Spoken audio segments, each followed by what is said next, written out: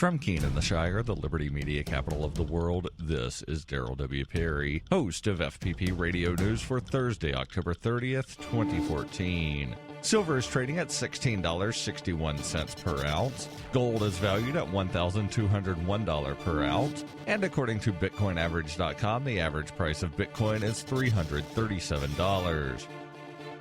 Antiwar.com reports from the eastern Anbar province town of Hit say that the Islamic State has carried out a mass public execution of 46 tribal fighters from the Albu Nimr tribe, which were fighting alongside Iraqi government forces. Albu Nimr tribe is a Sunni group influential in the former Sunni Awakening movement and is one of the few tribes that remains on the side of the Iraqi government. The tribal fighters had reportedly surrendered in a rout by the Islamic State fighters, and the killing was carried out at the same time. The public show of force was seen as an effort to intimidate other tribal factions that may be inclined to rebel. This is the first major public execution the Islamic State has carried out in Anbar province, where it has mostly been welcomed by tribal factions as a safer alternative to Shiite militias. Executions are a risky tactic with the tribals, as while they may indeed intimidate some in the near term, the Islamic State is heavily dependent on tribal acquiescence in the long run for ruling their supposed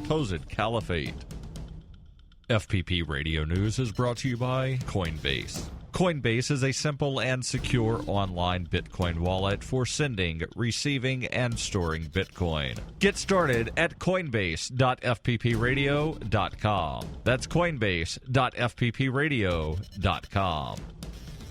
UPI reports Nobel Peace Prize winner and Pakistani youth education activist Malala Yousafzai announced on Wednesday she will donate $50,000 to rebuild United Nations schools in Gaza that were recently damaged by conflict. Yousafzai said Wednesday while accepting the World Children's Prize in Stockholm, innocent Palestinian children have suffered terribly for too long. She said she would donate the prize money to help the schools rebuild. This funding will help rebuild 65 schools damaged during the recent conflict. Innocent Palestinian children have suffered terribly for too long. We must all work to ensure Palestinian boys and girls and all children everywhere receive a quality education in a safe environment, because without education, there will never be peace. The United Nations Relief and Work Agency, which was established to help Palestinian refugees, expressed gratitude for Malala's donation. She was awarded the Nobel Peace Prize earlier this month for her advocacy on behalf of equal education rights for girls under the most dangerous circumstances. In 2012, at the age of 15, she was shot by the Taliban on her return home from school in the Northwest Swat district.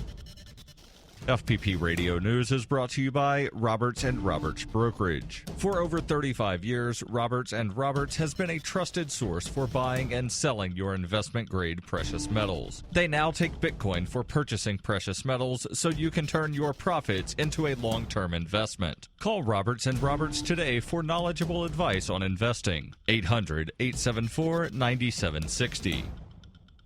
The Associated Press reports Houston city attorneys have withdrawn subpoenas that sought speeches and other information from 5 pastors who publicly opposed an ordinance banning discrimination of gay and transgender residents. Mayor Anise Parker said the subpoenas, which the city pursued after opponents filed a lawsuit seeking a vote on repealing the ordinance, inadvertently created a national debate about freedom of religion. The pastors, who are not plaintiffs but support repeal efforts, argued that their sermons, presentations, and other material were protected under the First Amendment. Parker said, "I always supported the right of clergy to say what they want, even if I disagree with them. It was never our intention to interfere with any members of the clergy and their congregants in terms of sermons, in terms of preaching what they believe is the word of the God they serve. My whole purpose is to defend a strong and wonderful and appropriate city ordinance against local attack." The Houston City Council passed an ordinance in May that consolidates the city's ban on discrimination based on sex, race, age, religion, and other categories. It also increases protection for gay and transgender residents. Opponents are pushing to repeal the ordinance, saying the issue should be decided by voters. The mayor, who is openly gay, and other supporters said the measure was about offering protection at the local level against discrimination in housing, employment, and services provided by private business, such as hotels and restaurants. Religious institutions are exempt from the ordinance.